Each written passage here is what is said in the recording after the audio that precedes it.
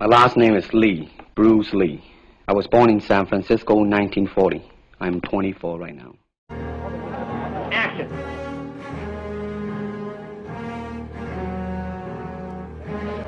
Cut.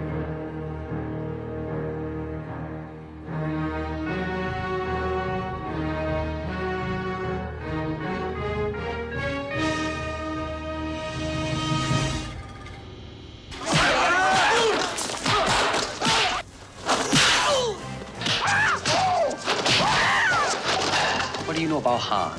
We are investing in corruption. We know everything. We can prove nothing. We want you to go in there as our agent. Get us our evidence. This is where you'll be going. An island fortress, really.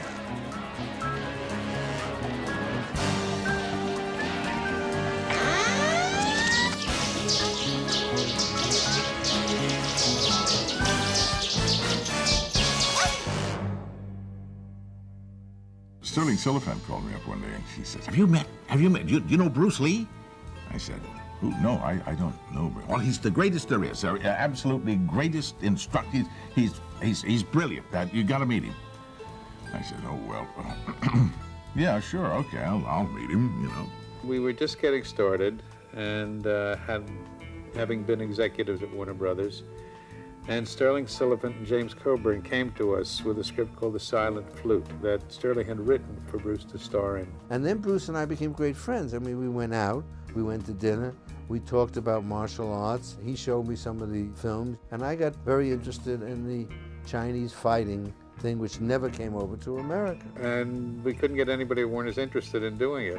Nobody was interested, really, in a Chinese lead. And he was really anxious to become an American television star. He wanted to be a star. I mean, he was just driven to that stardom. I said, there is no way, Bruce, that you're going to ever get to really be seen here in America unless you have a piece of film. And it's not just the Green Hornet, that's television. Bruce was too much for television. I mean, he was bigger than television. So when Raymond Chow offered him the, I think it was The Big Boss, it was called, the first one, he said, well, I'm getting a little one. I said, take it. And he went back to Hong Kong because he didn't get the role in Kung Fu. After Bruce went back to Hong Kong, he became miraculously successful. I mean, he became like the Beatles, that overnight hit in the Far East. He'd never achieved that before in any time. It was on television, where I guess they had a group of martial artists, and they were all breaking ice and bricks with their heads and with their elbows and everything, and they asked Bruce, who was sitting there looking askance at all of that, and said, well, what do you think about all of this? Well, I think that he can break ice with his elbow, or that he can break bricks. Well, what does that have to do with anything? That doesn't, well, okay, Mr. Smartass, let's see what you can do. And he says, no, I don't do any demonstrations. And everybody in the audience went, rah, rah, rah, rah.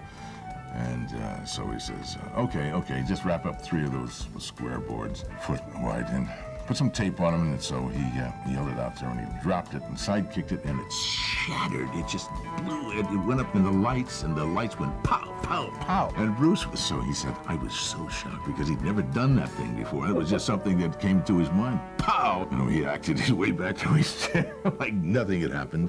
I mean, after that, of course, Run Run Shaw and Raymond Chow and everybody started vying for his attention. Bruce and I spent a lot of time, went out. Bruce was interested in the project, there was no question. Raymond, on the other hand, was soft. And why was Raymond soft? Because he was making so much money on the pictures, he still wanted to have complete control and everything. So Raymond said, well, it's a shame it's not going to work, so we'll have dinner tonight. And so we went out to a Japanese restaurant, and we sat down for dinner, and as we're going through the meal, I said, Bruce, I'm leaving tomorrow. He said, why? I said, well, it's obvious that Raymond doesn't want you to be an international star. He understands that you're great as a local chop sake guy, but Raymond doesn't. And he turned around to Raymond and said, make the deal. At which point, the next day, Raymond made the deal. We have found this young writer who had no real credits, but it's somebody that I had an eye on for a while. And then, Paul, you got this cockamamie writer who I had never heard of, who you love, Michael Allen. You called me in and you said, we've got this wonderful, amazing guy named Bruce Lee. He makes movies in Hong Kong. You've never seen anything like it. Guess what? I want you to write a movie for him. And he came up and he turned out a wonderful first draft. It was wonderful because I didn't know anything about martial arts. I didn't know anything about Hong Kong, and I was learning along the way. We really blocked it out. It was so exciting, and I'll tell you the kind of energy we had on it. We did the first draft of the screenplay in 3 weeks, which is unheard of. It happened so quickly because I think that Bruce was getting so hot. And he'd gone back to Hong Kong, I think, in '71, and virtually in less than a year, he couldn't walk down the street. He was a major Asian star in Hong Kong. He knew that if he kept making Chinese chopsakis, he'd stay in China the rest of his life. And he was anxious to show Coburn and McQueen and all the rest that he was an international, star. We wanted to present him as this incredible, force of nature. It was designed and executed for a particular star in a genre. And it had a real purity in that sense. But he needed to be one of three. He needed to be the coolest of three heroes. And we worked very hard, consciously creating an international kind of movie that would present Bruce properly. Well, when we got started, and there was very little time to do all these things, and the script had been sort of roughed in, and we knew a little bit about what we needed, we really needed to get some sets built if we were going to ever make the schedule. When I was a kid, I grew up with this comic strip called Terry and the Pirates. And Terry and the Pirates was about China and the Orient and the mystery and dragon ladies. It was high chroma, reds, blues, golds, and it just lent itself to this project so closely. Well, I brought in a sketch artist I knew named Dale Hennessy. Dale and I sat down and worked out the basic sets for the piece. The biggest one of all, the full studio-sized set, was the cave. Some of the prison areas where Bruce got caught in the cell and the doors clanging down. And then in the other studio, the banquet hall. These are large sets that need a lot of thought. We put together enough material for me to bring over to Hong Kong and turn over to the Chinese designers. And they in turn took it and interpreted it, and I think did an outstanding job. I think what Bob Klaus, the director, and I tried to do was to take the magical element of Hong Kong and bring a photographic style to that. Sometimes you'd look down a hallway and not see anybody until they came into the light. And I remember Bob was very insistent that he wanted it to be absolute black and then come into the light. And lighting-wise, that's kind of a challenge. Rather than light the whole cave, we use pools of lighting to try to make it very dramatic. We use smoke to sort of haze it out.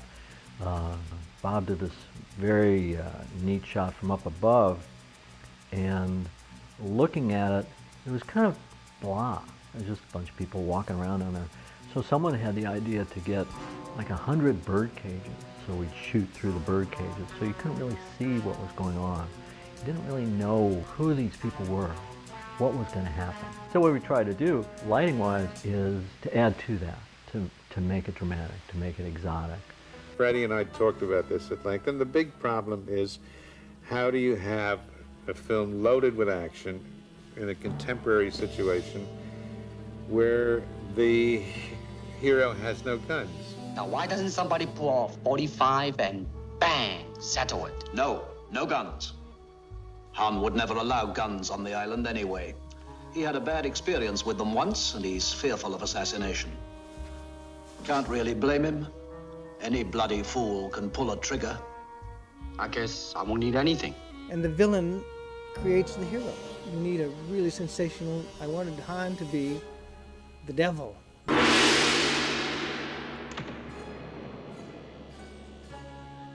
Gentlemen, welcome. You honor our island. But the devil who believed in something and was dedicated to it, which is the worst kind of villain.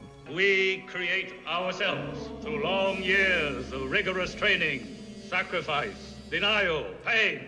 We put into work an idea which we cleared with Dick Marr at first, of Hans Island. Hans Island never really existed. I mean, we needed to establish an island in the film. One of the actors was a pilot. We took off in his little single-engine plane, took the door off, I got my camera out, and we started taking pictures of islands, took pictures of mansions, and put them all together into one composite photograph that became the Hans Island of the film. The pilot of the plane was Roy Chow, who played the monk in the monastery at the opening. And by the way, we shot that on a tennis court. Well, we found a series of step tennis courts that were just marvelous. But nobody notices. If you look closely in the film, you'll notice the lines on the greenery. We had to paint them all over with green. I mean, they don't look like tennis courts. They look like fields where a man like Han would be working with his army of martial artists. I was used to crews from Hollywood that were very experienced. And so the crew was like the equipment taking a step back in time. The lab we used for developing the film was the filthiest place I've ever seen. Cobwebs hanging, dust inches thick. How we got a film that looks like the film we got out of there, I will never know. And the tools for lighting were very simple. In Hollywood, you had a lot of tools to control light. And over there, I think we had window screen, black paper, rope, and clothespins. I think the most difficult part of it was that we had come up with a very ambitious film, and we worked very hard to pull it off. The whole electrical crew didn't speak any English, and so I tried to get a communication going there. When we started, all we had was Chinese crews. So I got about 10 words of Chinese and wrote them on a little card, you know, like turn the light on, turn the light off. The whole process was slower than we had hoped for. I mean, the biggest problem was communication. Obviously, my Chinese wasn't very accurate because most of the times when I would say something, they just thought it was the funniest thing in the world. As we went along, we learned about the crew, they learned about us, and we came up with a very positive way of making things work. But we had a very good time, and they were very hardworking. And once we actually started doing things where we would turn a light on and I would go over and show them what we wanted, they were very accommodating. The skill of the Chinese craftsmen working at things that they knew how to do was just outstanding. Bob had an idea for the island when we came there to sort of fill up the frame with a lot of flags. So we had some flags made, and then we needed some flag poles. Well, there weren't any, so we had them made. I'll never cease to be amazed when this old man came in with a bag of plaster, some sticks and wire, and at the end of the day there'd be a 4-foot temple dragon or a 6-foot statue of a Chinese warrior. And they just did a wonderful job. I mean, the casting of the film was really kind of amazing. We selected John Saxon because we had heard that he was very interested in martial arts. The interest in karate was spreading all over the place. That was the reason why I decided to do it. I was surprised at how good he was. Yeah. Talking over how to do the scene in the golf course with Bob Klaus and Fred Weintraub, I felt I had to demonstrate to them what I meant. So I began doing all kinds of leaping kicks that I could do at that time, you know, scissor kicks and so on. I know he worked really hard during the shooting. But I felt that I had sufficient preparation, I thought, to do a movie, you know. I was a little overestimation. Yeah, when I think when he got to Hong Kong, he really saw these guys working, and he was working every day. It was, I think, about 8 days of continuous fight scene stuff.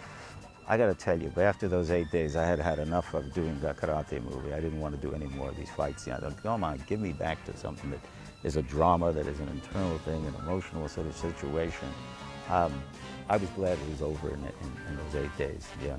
Bruce had a lot to say. He had a lot of recommendations in terms of the martial artists, and we kind of deferred to him in the final choice because he'd be the one to work with them in their martial arts areas. He had worked with most of these guys in America. Bob knew Bruce, I guess, from competition. Bruce's and my relationship was slow in developing. In a way, we kind of had to tease each other almost to say smart aleck things to each other, kind of a relationship for quite a while. There's no question there was a competitiveness there. In the shooting of the film, when that accident with the broken glass happened, it got way blown out of proportion. We shot that scene several times, 8 times to be exact, the particular scene with the broken bottles. The problem was, believe it or not, a very simple thing. They didn't have breakaway glass in Hong Kong at that time. And then, you know, rumors feed on themselves. They don't have to have a lot of substance. They used regular glass in all their movies. And so each time we'd shoot the scene, I'd have to break the real bottles. And Bruce instructed me to take the jagged edge of my right hand, which I had one in each hand, but lunge with the right hand at his right pec. And Bruce's words were, "Come at me as fast as you can." And Bruce insisted that the action be so realistic. And he wanted to get it perfect. Everything had to be perfect with Bruce. It was a fraction of an inch, and Bruce got cut. And it was lightning fast. I mean, I just lunged as fast as I could, and whap, it was over. And Bruce had his right hand up, and he started to spin. And as he spun, he jammed his fist into the glass. No, it truly was an accident. Truly an accident. We were both there on the set. I saw it. You know, I told him how sorry I was involved. He said, "It's not your fault. Just one of those things that happened." One of the most interesting things about the selection of the actors was how we finally got Jim Kelly. It was really a last-minute thing, because what had happened is we had another actor signed on to do it. 2 days before we were ready to leave, this martial artist actor decided he wasn't going to go. And so we had to find somebody else. We went to the studio and saw Jim working. Yeah, Crenshaw, I think it was. Yeah. And at night we went down there and we saw Jim Kelly working. He looked great. And 2 days later, he was on the plane. You know what was going on, and it was fast. One of my most favorite players was Angela Mao, who played Bruce's sister. She was so petite, so darling, and what a martial artist. And we saw her in a film that she had played the lead in when we were in Hong Kong. And when she was presented to us, we flipped over. And she was so cooperative and such a good actress. Paul and I, we just saw this guy. He just looked so wonderful. And then he took his shirt off. You knew he had to be in the movie. Well, Peter Archer was in Hong Kong, I believe, at the time that we made the film. And that's where I came in. I was a local martial artist and a foreigner on the spot. But he was really quite good, and I loved the scene in the boat. There was a boat scene on a junk heading out of Aberdeen Harbour, and one of the things that this particular scene called for was for me to jump off the deck of the junk and into this little dinghy. I think I was out there on the boat at that time. Yeah, you were. I was out there, and Bruce was really pissed at him a little. Something had happened between the two of them. But I was being towed behind the junk at the end of a long rope. And he wasn't supposed to stay out there that long on the boat. And Bruce made the kids not bring him in so fast. And this chap on the bullhorn on the back of the junk was saying, "Pull on the rope, pull on the rope." Get mad. So I'm shaking my fist and pulling on the rope at the same time as the bow of the dinghy was disappearing under the waves. So. Whatever happened to the boy? Tong Wei, the boy who played the little boy from the monastery. Whatever happened to him? He's a director now. He's an important director in Hong Kong.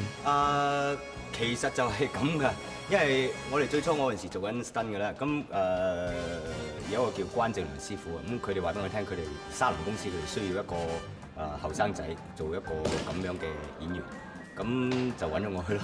咁我本身係 stunt 嚟，咁啊好細個咁做 stunt 咁樣去咯，咁試咗，咁俾個導演睇，咁導演 OK 咁做。We were all packing it in and going home, and Bruce, by that time, was so wound up he didn't want to quit. And he invented that little scene at the monastery. But I think after he saw some of the rushes of the film, he got real excited and went back and shot that. Yeah, for that one he called Sammo Hung. Sammo was one of his old good friends. And then after he shoot get of that, halfway they stop. They stop, they shoot and then they drag it. They find me, then they call me. I want you to be in my movie, fight with me. Then we rehearsal, we don't do anything, we just talking. Give me punch, I punch you, yeah, I block you, okay, yeah, ready to take action. We just one take, okay. This is very fast. We shoot only 1.5 days. One day, whole day, the other day is before lunch. You know, they finish, then we're very funny, very happy. I'm very hurry. Okay, go. Take my passport, you know. Well, we saved the Dragon Lady for last, Anna Capri. And we're very fortunate because Anna took some home movies while she was making the film. Back in those days, I loved going on location, and I had told my agent that at that particular time I wanted to go anywhere on location because my mom had just passed away, and I would welcome the opportunity to work out of town. And my agent called me up, and he said, you said you wanted to go on location. He said, is Hong Kong far enough? And I just laughed. I said, what are you talking about? And he said, there's a film called Enter the Dragon, and it's starring a martial artist called Bruce Lee. He says, have you ever heard of him? And I said, I have never heard of Bruce Lee, nor martial arts. He said to me, would you like to go to Hong Kong? And I said, absolutely. So I said, well, good. When should I go? And he said, tonight. I said, no way. And I said, well, what's the part? He says, I don't have a frigging idea. But he says, you know, they'll send you the script, packer, and the luggage. Just get on that plane. I somehow miraculously was on that plane going to Hong Kong that night at midnight. China Airlines. My dad had given me a little Super 8 camera for my birthday, which was like a couple months before I went, and I just threw it in the bag just to pass the time, just walking around and, you know, taking some shots of Bruce and John and Jim Kelly and Bob Wall. Of course, I'm sorry that I didn't have more. We just spliced 5 3-minute increments together so it would be easier to view, to show my friends. And like I said, it was just for fun. And it wasn't really from the beginning, middle, and end. It was mostly just, you know, where they were filming the tournament scenes. And when they first arrived, that was just down the steps from where we shot the tournament scenes. As a matter of fact, it's very interesting because I had been invited to a formal lunch at this rich palatial estate. It was on a Sunday afternoon, and I went, and the lunch was basically held on a boat which was down the steps from this palace. I noticed that these yellow flags were flapping in the wind. I asked our host, I said, what are all those yellow flags doing there? And he said to me, tomorrow, some movie company is going to start shooting here for the next 2 to 3 weeks, and it's a film starring Bruce Lee.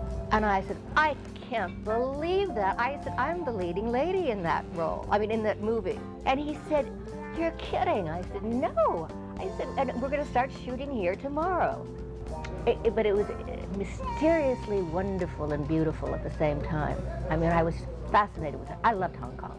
Well, the interesting thing is when we started the film, Bruce was so nervous he didn't want to start. We started shooting the picture, and Bruce did not show up. And what we had heard is that he was nervous, and he was nervous.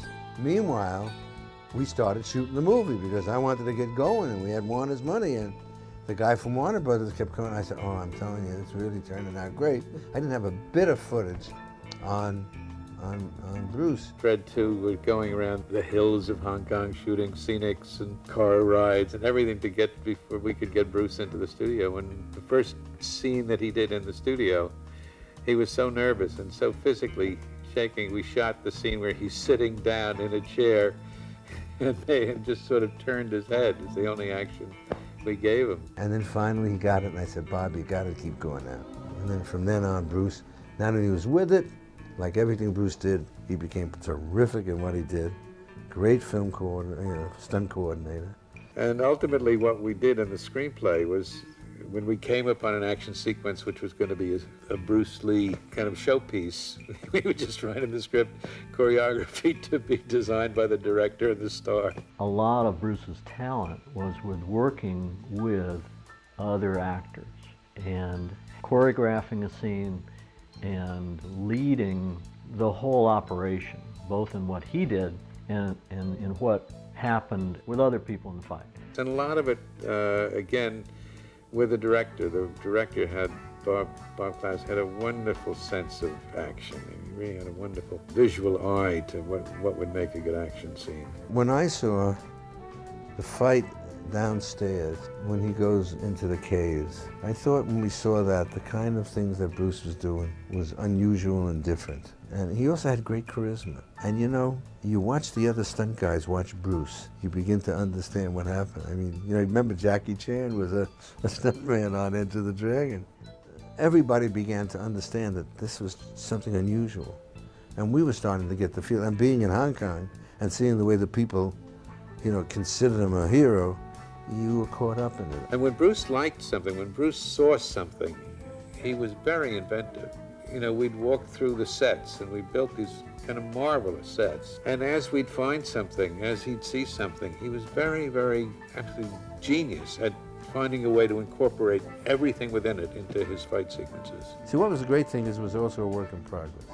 As we saw things, we added that to give color to Michael Allen's script. I sort of ran across the phenomena in a little hotel in Hong Kong on Repulse Bay. On the way to the men's room having lunch there was this sort of multiple paneled mirror, and I just looked in it and I thought, wow, this is amazing. And I took Bruce and showed it to him, and he thought it was too fragmented, that you couldn't get any action that would mean anything out of it. And Bob Klaus and I really fought hard for it, and we created this mirrored room. Well, the mirrored room was a great idea. It was very visual. We built it, and then we walked some people through it and showed Bruce how it looked. And then he got absolutely... So we want to see ourselves, we just built like a closet in the middle of the room that was movable with mirrors on the outside. It just blended into the other mirrors. I remember that I would always have to touch, because if I'm looking at something, they might not be there. They might be over there. Each angle was so carefully laid out in terms of where people appeared and mirror images appeared. I mean, we'd be doing a shot of Chacun, and all of a sudden Bruce would appear in the back. And of course, that image was maybe 6 reflections. There was no place you could go that any reflection might not be seen. So I found that I could only be in there for a couple hours, and I'd have to go out and sit down and look at a wall in real dimension, because it's like there was a 4th dimension in there. Which was unbelievable to work in. All of a sudden, I get a call from Fred Whitelaw, one of the producers. He says, Bruce Lee is in town. He wants to have lunch with you. I wanted to meet him, but I didn't know what to talk to him. Well, Lalo had done that marvelous score for Mission Impossible. And then he said, the reason I wanted to meet you is that I practice in my dojo in Hong Kong with the rhythm of your music of Mission Impossible. He had the most unusual instruments. He found things that we used in Enter the Dragon that hadn't really been used much in orchestration. So I had to invent sounds based on instruments that they are accessible to the studio musicians that would sound like from the audience. We wanted it to be modern, but to have a little Chinese, but not have a Chinese score. And I accomplished that. That was a great satisfaction. Premiere at Groundman's was exciting and sad at the same moment. Of course, Bruce had passed away by then. Before the opening, we had a Chinese dragon race down Hollywood Boulevard. Hollywood Boulevard. You remember that? One dragon from San Francisco and one dragon from LA. But it was all due to Bruce. I mean, you have to understand, everything emanated from the fact that we caught a star. And I don't mean star, movie star, I mean a comet. A comet, yeah, exactly. And it was a shame that he wasn't there at the opening to see it.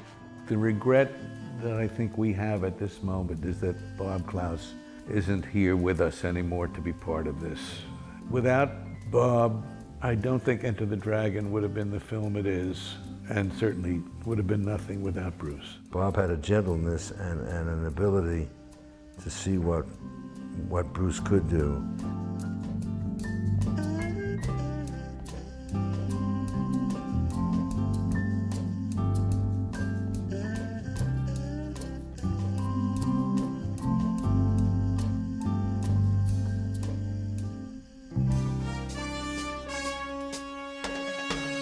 Action!